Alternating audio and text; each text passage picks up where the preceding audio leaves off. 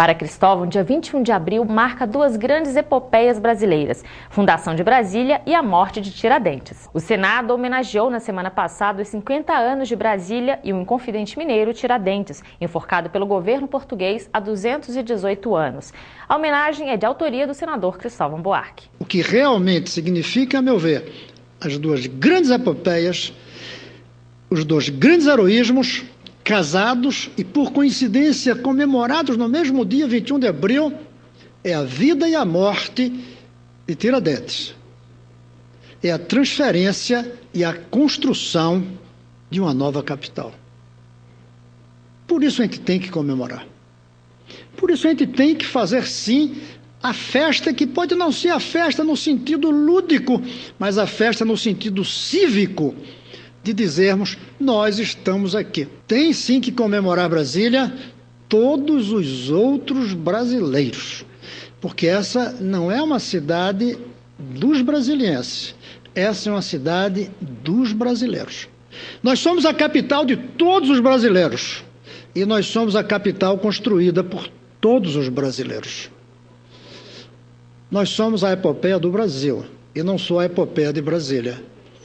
Nós somos a epopeia de uma nação que está em marcha para se construir ainda, com tanto que falta e tantas epopeias que ainda são necessárias, algumas tão simples e que a gente se nega a fazer, como a epopeia de abolir o analfabetismo, como a epopeia de garantir que toda criança vai terminar o 2º grau, como a epopeia de dizer que não haverá nenhuma diferença na qualidade de uma escola entre os filhos dos ricos e os filhos dos pobres, como a epopeia de nos tornarmos, graças a isso, uma nação com alta produção de ciência e tecnologia e dinâmica na economia do consumo.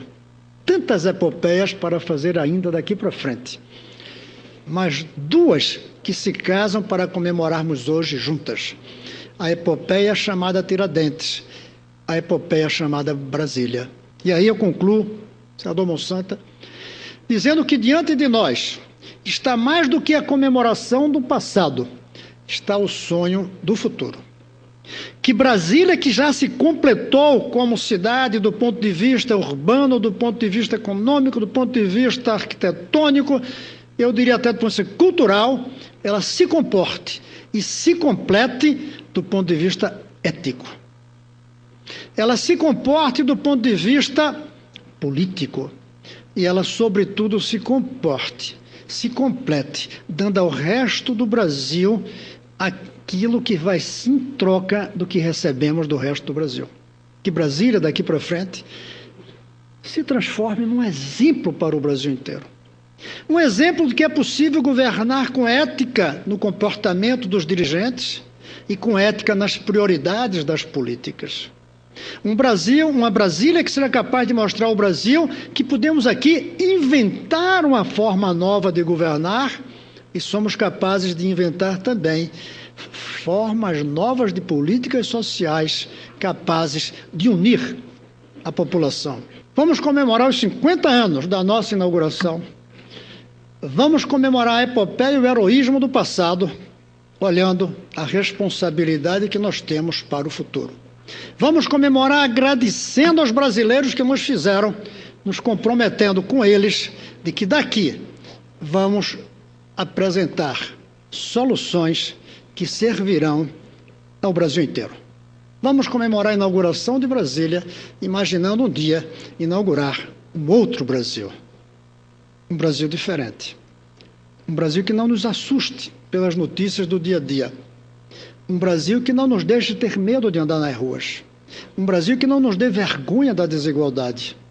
Um Brasil que nos orgulhe, não apenas pela capital que é hoje um patrimônio da humanidade, mas que nos orgulhe por aquilo que nós somos. Viva Brasília e viva o Brasil!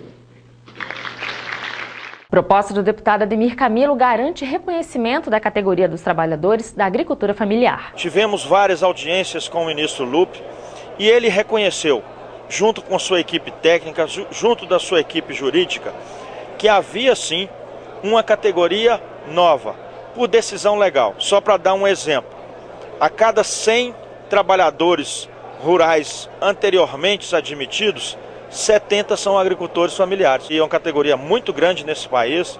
Existem diversos programas, existe uma pasta própria no Ministério do Desenvolvimento Agrário para a agricultura familiar. Os programas que agora, ao final do ano de 2009, o presidente mandou e nós votamos o Programa Nacional para a Agricultura Familiar, faz com que o reconhecimento da categoria traga uma tranquilidade para que todos possam fazer desse momento políticas públicas permanentes para a agricultura familiar. Número da dívida pública do Ministério da Fazenda e avaliação otimista do cenário pelo Banco Central geram polêmica na CPI da dívida pública. O ministro da Fazenda, Guido Mantega, afirmou na comissão de inquérito da Câmara que a dívida pública está sob controle. Mas o deputado pedetista Paulo Rubens Santiago contra-ataca, denunciando que o controle que existe é do setor privado, definidor das altas taxas de juros que corrigem os títulos da dívida. O deputado também apontou a péssima qualidade do gasto público, que multiplica as riquezas financeiras sem qualquer perspectiva de inclusão social. A dívida em si não é problema nem para uma pessoa, nem para uma empresa, nem para um governo. O problema da dívida é quando ela deixa de ser algo vinculado ao investimento produtivo, ao aumento do investimento social, para ser uma dívida que se multiplica e que cresce em valores monetários apenas pela alimentação da taxa de juros.